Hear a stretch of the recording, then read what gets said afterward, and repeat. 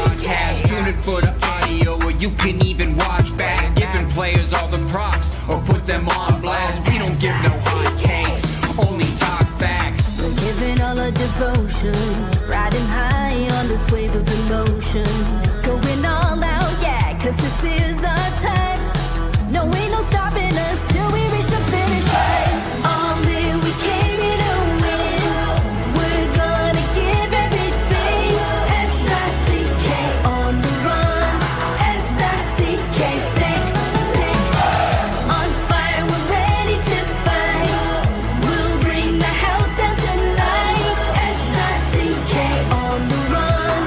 S-I-C-K, sick. Play it on the car ride, play it when you lounge. X and O, you know that we can hold it down. Shout out to my man Sammy, got it off the ground. And to all the listeners tuned in right now, got debates, analysis, and speculation. This is sports talk for the new generation. You know where to find us, got a reputation. Sick podcast, your number one sports destination. Giving all our devotion, riding high on this wave of emotion. Going all out, yeah, cause this is our time. No, ain't no stopping us till we reach the finish line. All in, we came here to win. We're gonna give everything. S-I-C-K on the run. S-I-C-K, sick. On fire, we're ready to fight. We'll bring the house down tonight. S-I-C-K on the run. S-I-C-K, sick. S-I-C-K is the sickest podcast. Tune in for the audio, or you can even watch back. Giving players all the props, or put them on blast. We don't give no hot takes, only talk back. S-I-C-K, S-I-C-K, S-I-C-K, S-I-C-K, S-I-C-K, S-I-C-K, S-I-C-K. All in, we came here to win. We're gonna give everything. S-I-C-K on the run. S-I-C-K, sick. S-I-C-K, it's the sickest podcast. Tune in for the audio, or you can even watch back. Giving players all the props, or put them on blast. We don't give no hot takes, only talk facts. We're giving all our devotion, riding high on this wave of emotion. Going all out, yeah, cause this is our time. No, ain't no stopping us till we reach the finish line. All in, we came here to win. We're gonna give everything. S-I-C-K on the run. S-I-C-K, sick. On fire, we're ready to fight. We'll bring the house down tonight. S-I-C-K on the run. S-I-C-K, sick. Play it on the car ride, play it when you lounge. X and O, you know that we can hold it down. Shout out to my man Sammy, got it off the ground. And to all the listeners tuned in right now, got debates, analysis, and speculation. This is sports talk for the new generation. You know where to find us, got a reputation. Sick podcast, your number one sports destination. Giving all our devotion, riding high on this wave of emotion. Going all out, yeah, cause this is our time. No, ain't no stopping us till we reach the finish line. All in, we came here to win. We're gonna give everything. S-I-C-K on the run. S-I-C-K, sick. On fire, we're ready to fight. We'll bring the house down tonight. S-I-C-K on the run. S-I-C-K, sick.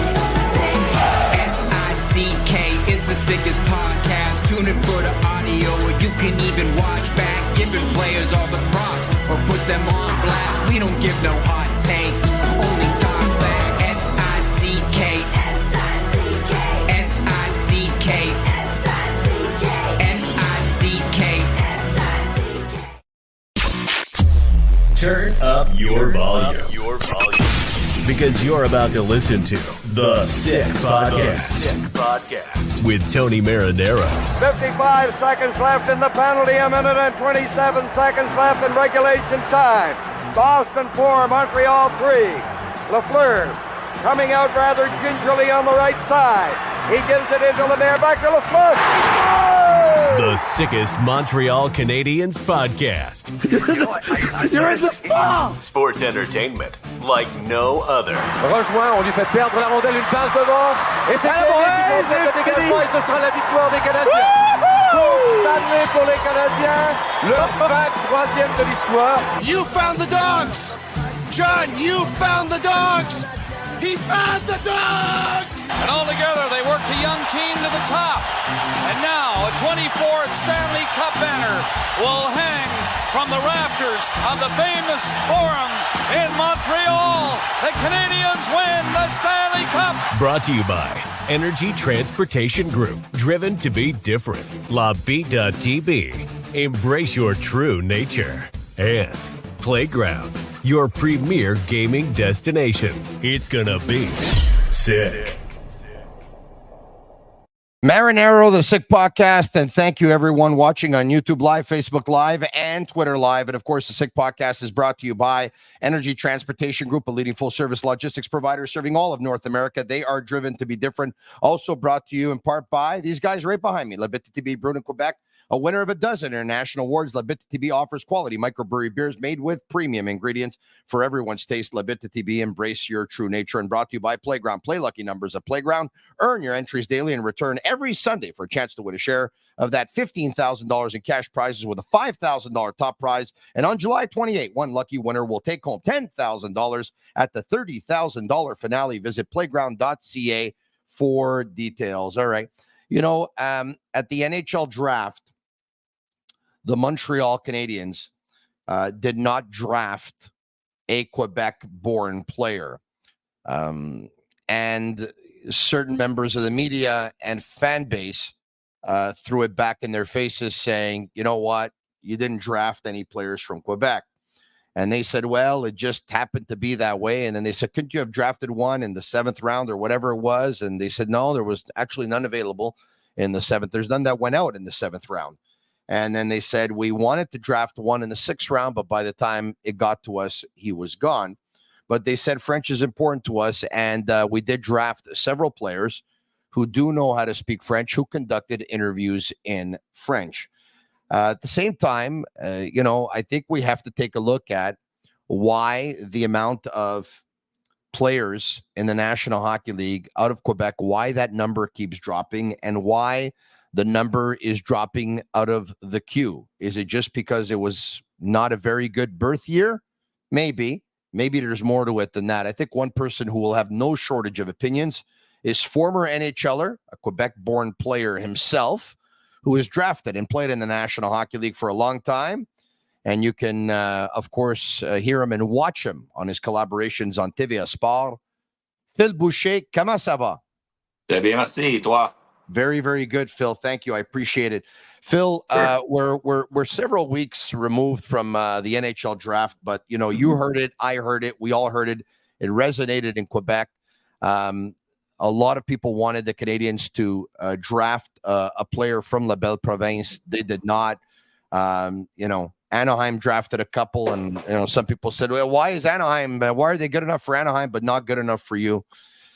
First off, I'd love to hear your thoughts on those who say the Montreal Canadiens should absolutely draft a Quebec-born player.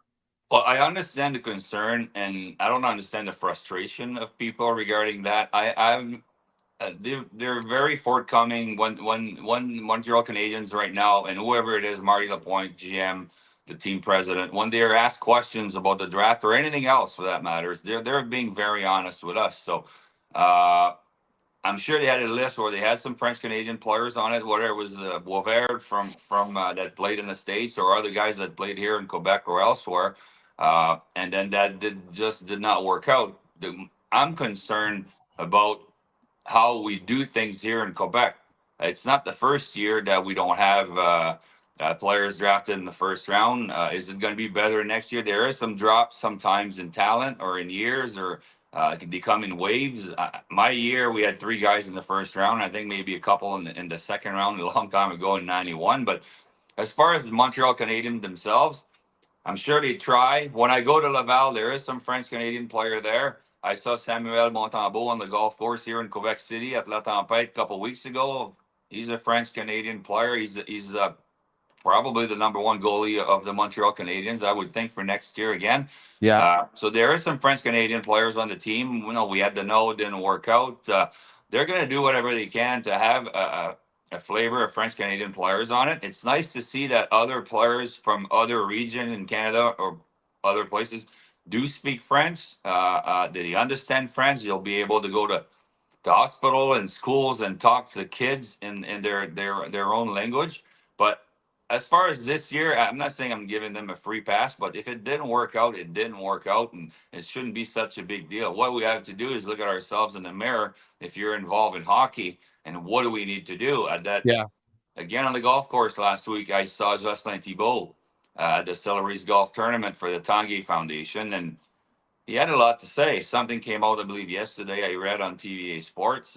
It wasn't that much fun for him working at Hockey Quebec. And what do we do to make our national sport?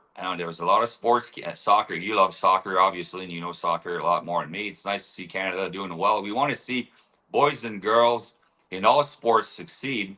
The one I'm more familiar with, obviously, is hockey. And what do we do to help our passionate kids attain? And the draft is not a finality, right? Now, Marc Chasseau is not drafted, and Desharnais and Gourde, I saw Yanni a couple of days ago, and they all played in the NHL, and they're not drafted. But how do we make our good players, good elite players that are going to be drafted in the NHL and by the Montreal Canadiens or other teams?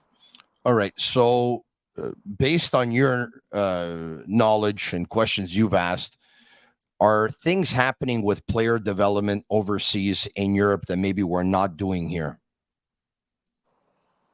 When I was involved with Hockey Quebec, I think they were going to Finland quite a bit to see what was going on there and how they were doing things. And did they come back? I was involved in the U14, U15 program at the time. I'm pretty sure they looked at everywhere. And Hockey Quebec is part of Hockey Canada. I was involved with Hockey Canada for about a year, and I went to the World Junior Camp, and I did the U17, and they are looking for everywhere.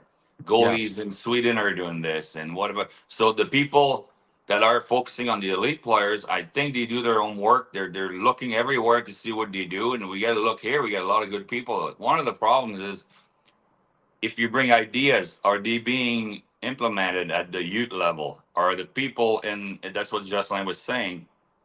I believe it's 15 different areas and 18, I believe, different areas in Quebec, and most of them do whatever they want.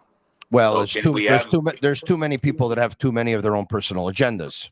Exactly, and then we're spreading the talent pretty thin. I went to scout some what they call school programs that have hockey. They're all in school now. Everybody plays hockey is in a school program at the high school level, but now you get a school that has a kid that has potential to be a midget AAA player that plays with a player that might be a Pee Wee A.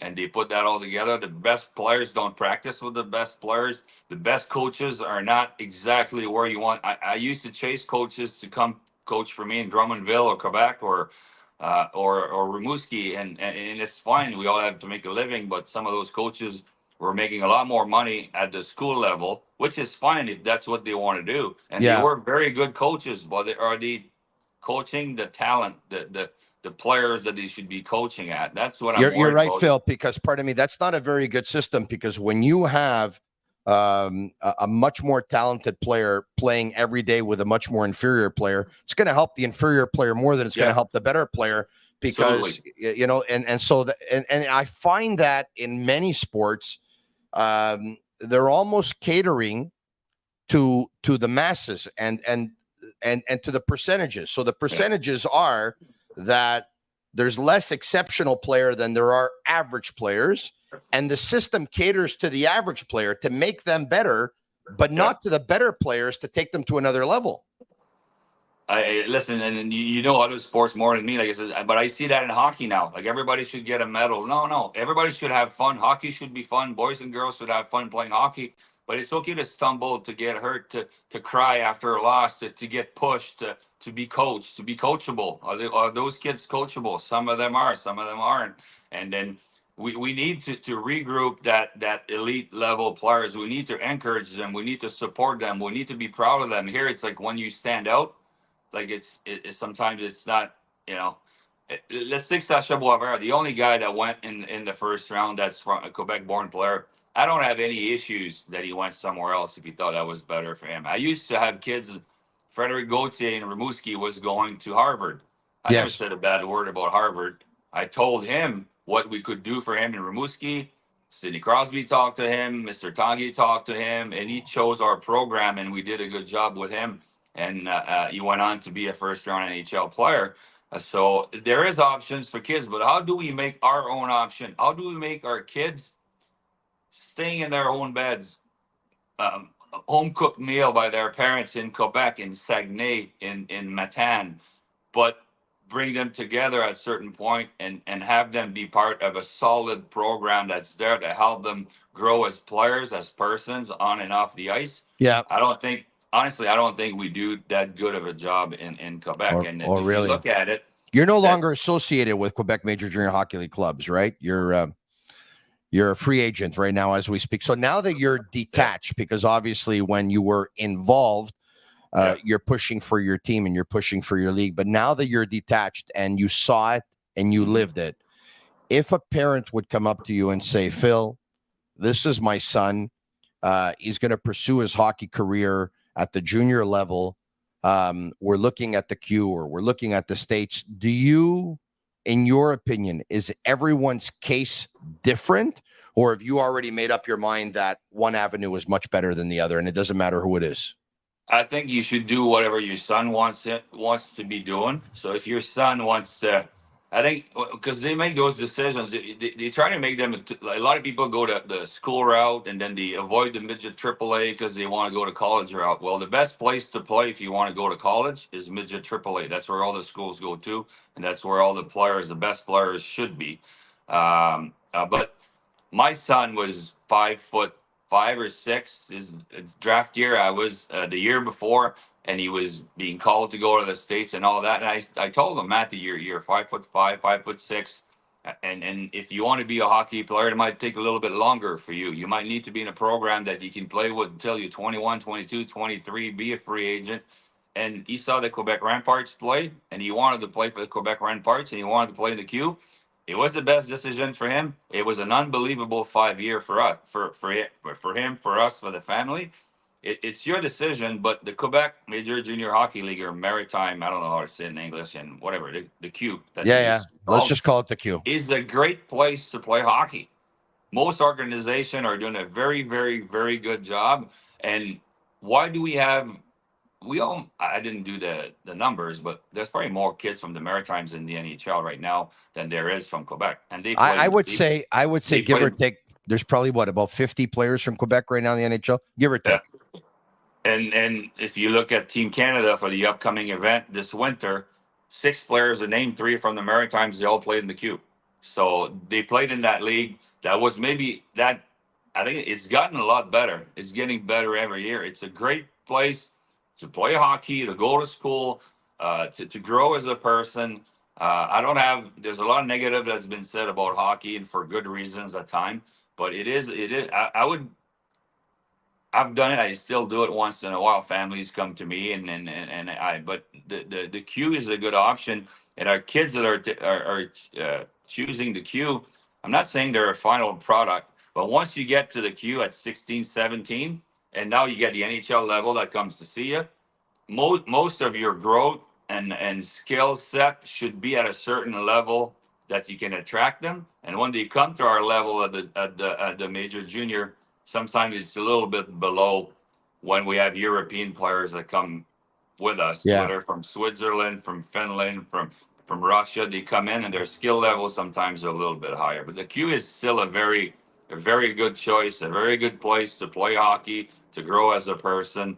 So I wouldn't say you have to go to the Q. You have to go to the BCHL and then on to college. It's to each his own on that side. Phil, you know what? I'd be curious to see the stats if there's anywhere to find them of the amount of players out of Quebec that actually practice hockey year round, 12 months a year, playing, putting on the skates in the summer, and I wouldn't be surprised if the numbers are higher in Quebec than they are anywhere else. And I don't know what your opinion is on this. I'd love to have it.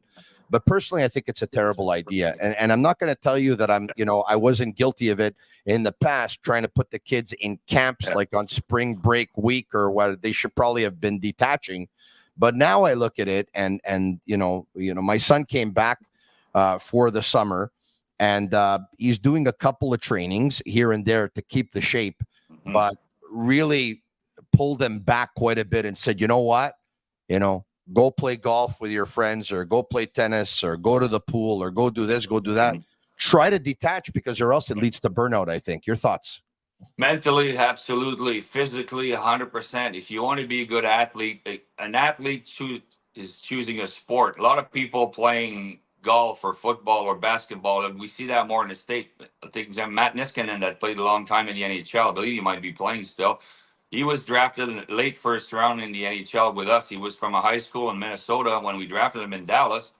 He was playing 28 hockey games a year. He was the shortstop, all-state shortstop, and the quarterback on the football team.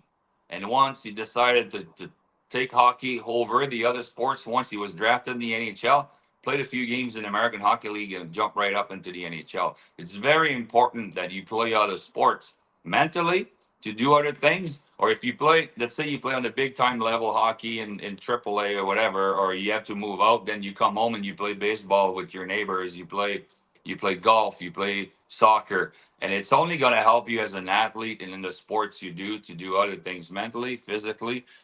When I was drafted the year in 91, we were for Martin Lapointe and Patrick Poulin was the same year. Well, 3 years before we played on Team Quebec baseball, and most of us were playing baseball. When I coached, and it at that time we had you would do one hockey school. You would do one hockey school at the end. Sometimes you had AAA tournaments that were not a selection. You'd be done with hockey in April, play baseball, play soccer, play whatever, one hockey school, and you start again. And then it changed slowly. And when I coached Bantam, maybe 10 years ago when I retired, I read about that. One parent came to see me. So, well, my son really likes football, but he can't play. I said, why can't he play?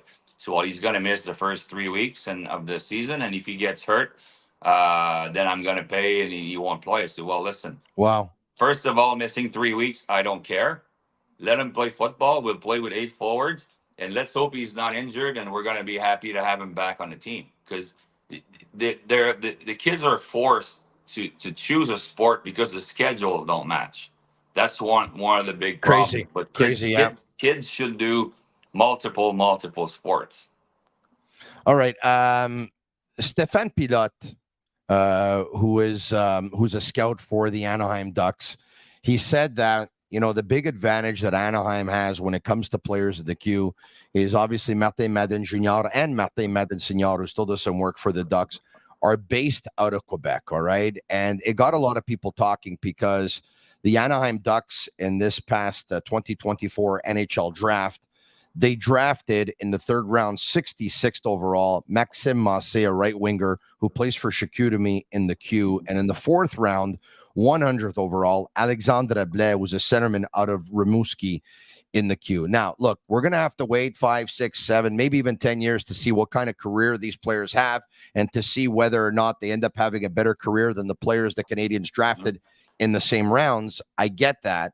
But what would you do? I mean, you can't impose a pick on someone. I get that. But do you have any solutions for the Canadiens to try and find some of these players in the queue? Because Stéphane made it sound like Anaheim is on top of the game in the queue and they dominate the queue more than any other club. And I think the Canadiens have a pretty good situation when it comes to Russia, right? With Bobrov, and he's Russian and he's able to go back. He's able to scout players. His father works for SKA. So there's some inside information. So the Canadiens probably the same thing going with Russian players. But what would be your advice to the Canadiens? Because it seems like ever since the Serge Savard era, we've been talking about they got to do something in, vis-a-vis scouting in the queue. Not sure if I have any advice for them and that for that matter, but it does help. And then Martin Lapointe played in the queue is from here, right? He's heavily involved in the scouting. When you look at Anaheim, well, the head scout loves Quebec. As a GM, I saw him a lot. I saw him in my office in Drummondville, or whether it was Quebec or Rimouski. They're very present. Stefan takes a lot. He's very animated about the players that he likes, and they took Noah Warren and Tristan Luneau the year before, right? And first and second round, if I'm not mistaken. So there's and you'll see that certain teams will have a lot of Swedish players, a lot of Czech players, a lot of guys from the Ontario Hockey League. Some teams will have more guys from Europe. Others will have a bunch of guys from Canada. And it's from my experience and what I'm hearing, I have a lot of friends that are scouts or GM or assistant GMs in the NHL. It really matters the weight that you have at the table when push comes to shove to put the list together. Then after that, you got to respect that list.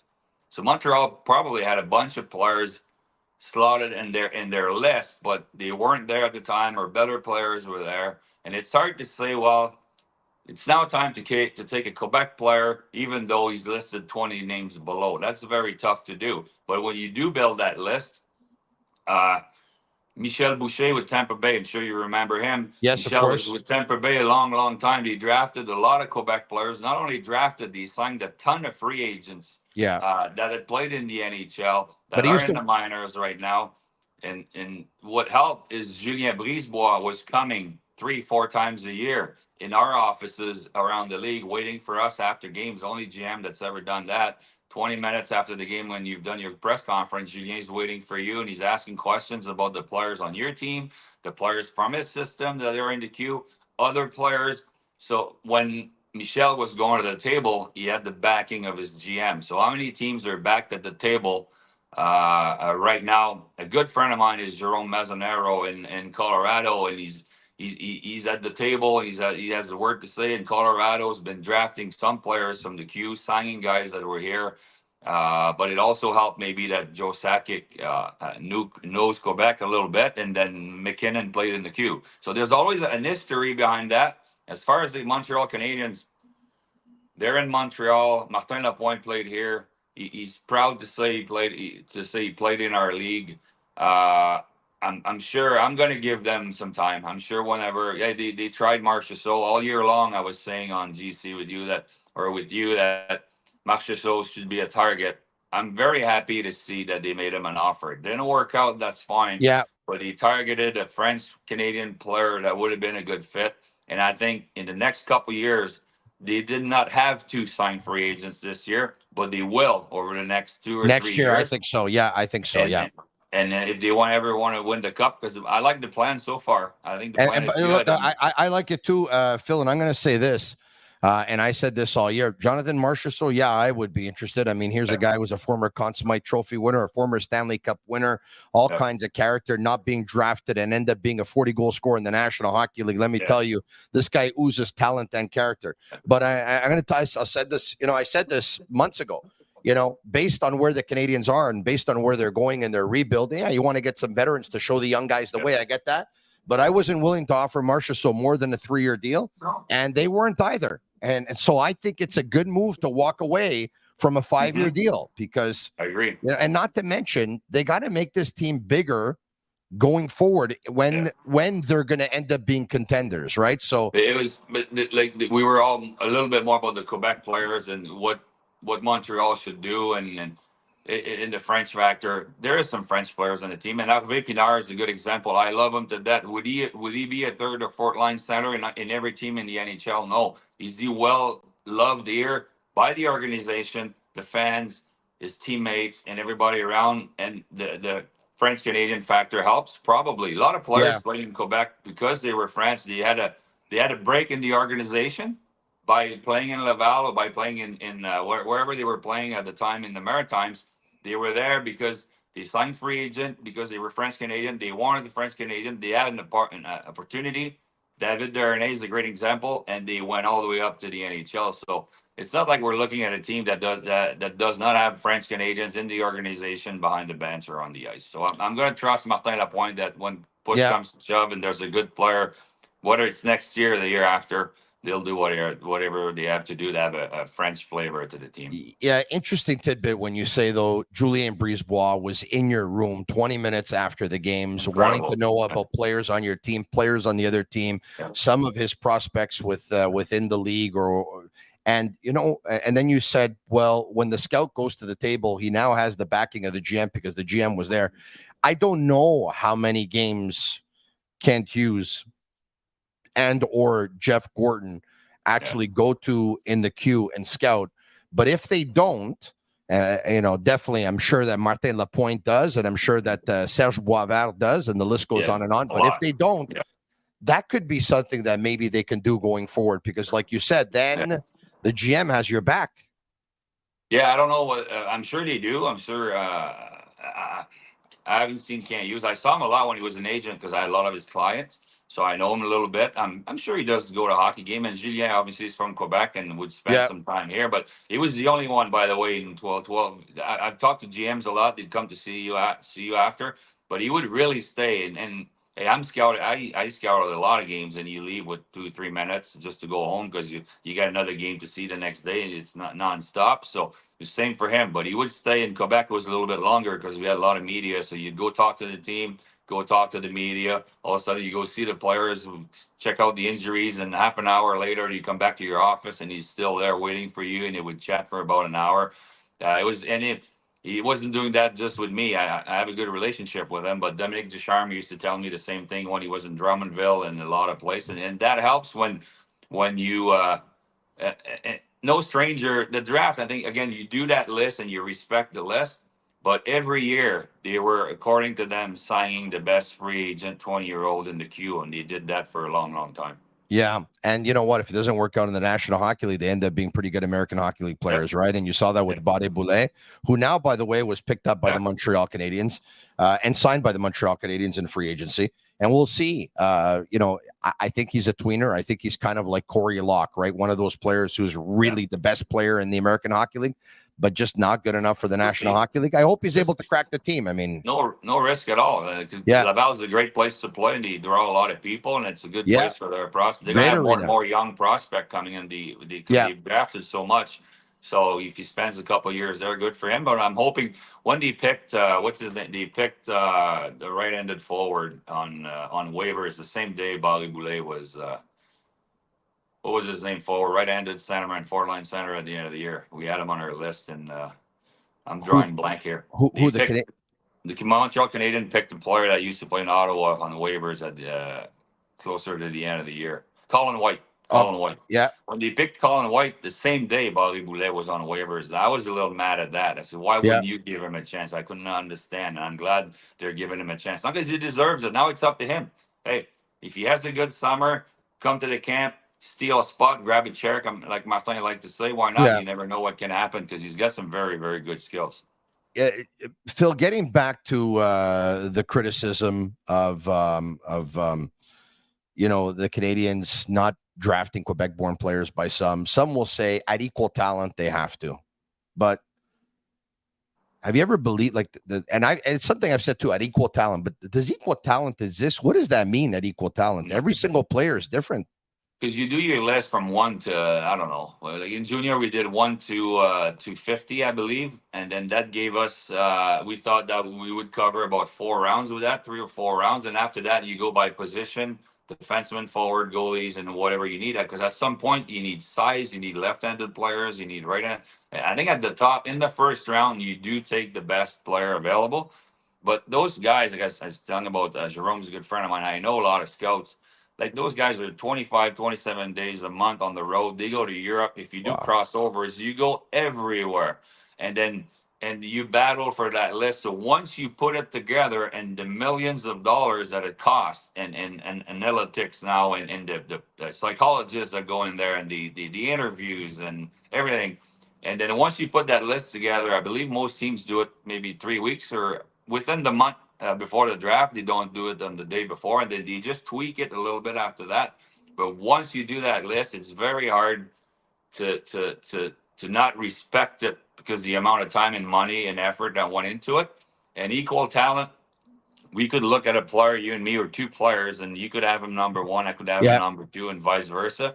It depends what your but you talk just about talent, but the values of your friend, the core values of your organization. Do you meet that? Do we need size? Do we need skills? Do we need a goal scorer? So no, I don't believe in really an equal talent.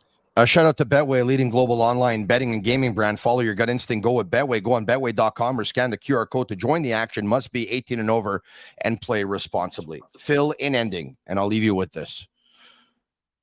Hockey in Quebec. Is it sick? Is it healthy? Is it average? Is it hurting? Is it on the decline? Or is the future bright? It's the best sports in the world. It gave me everything. It's a great place to learn lessons in life. It's a great school of life, and it's been under the radar for a bit for a bunch of different reasons that it's not. But it's a good place where parents should send their kids to have fun, to grow, boys and girls to have fun, and the people in place. And I was part of it. Will I ever be part of it again? I don't know.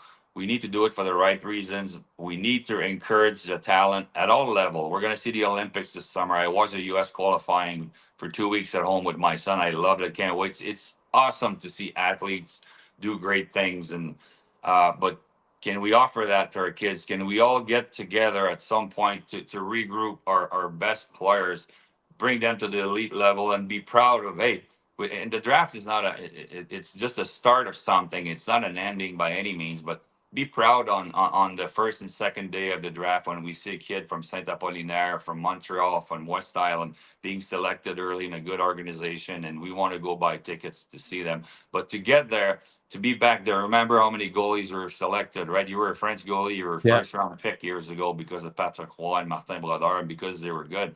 Felix Pavak, Roberto Luongo. Exactly, and Martin Biron. There were so many good goalies. Yeah. Now we don't have any. We have Montembeault, Bernier, Giguère. Yeah, there were so many good ones. So can we? And we were proud of that. And we hated some players in Quebec. We hated the Montreal Canadiens. Well, the rivalry won't exist anymore. But can we just, everybody involved in hockey, do it for the right reasons and for the kids, for the boys and girls that are playing it, centralize a little bit more everything. Listen to what Jocelyn Thibault had to say on his way out. He has a report that people should follow. I read half of it. I'm going to read it all. And start fresh. You know, encourage our kid to play hockey. Encourage our kids to have fun. If you're involved, do it for the right reasons. It's very fun to turn on the TV on a Saturday night and watch Hockey Night in Canada or watch the playoffs. Yeah, and see kids from our neighborhood excelling in hockey. So, but when the headlines say that le Canadien n'aime pas les joueurs québécois ou le Canadien snob les joueurs québécois, c'est la bullshit, ça. I'm not buying that. No, there's a bunch. Where's our coach? Where's the head coach from? Where's the D coach from? Where's and there is who's our number one goalie? He's been given. They picked him on waivers. Maybe you know what? Maybe they picked him on waivers because he was French. So we'll give the French kid a chance, and he took them. He's the number one goalie in the NHL right now. Yeah. Yeah, I'm not looking at a roster that has no French Canadians. I'm not worried about the draft. I'm sure they did their best. It didn't work out. I'm going to go see Laval play this year. Maybe if my son plays in the American Hockey League, and there's going to be a bunch of French Canadians playing there with opportunities. So right now, I'm not worried. So at some point, some years in the past, I was worried and way back, but I'm not worried right now. I think they're doing their best, and they're doing the right things to bring a fun team to watch, and a team that should compete fairly soon. Phil, as always, merci beaucoup and all the best to your son. All right? Perfect. Thanks, we'll talk to you soon. There you have it. Philippe Boucher, Marinaro, thanks so much, everyone, for watching. If you liked it, comment SICK, SICK, like it, share with your friends. Leave us a 5-star review on Apple Reviews. It's our way of feeling the love. Special thanks to Energy Transportation Group, to Bittt, to Tibi, to Playground, and to Betway for sponsoring the SICK podcast. For Shane Gaumont and Master Control, I'm Marinaro. And that's a wrap. Hope you don't miss us too much until next time. Follow the SICK Podcast with Tony Marinaro on YouTube, Instagram, Facebook, Google Play, and Apple Podcasts. The SICK Podcast is brought to you by Energy Transportation Group, driven to be different. LaVie.tv, embrace your true nature. And Playground, your premier gaming destination.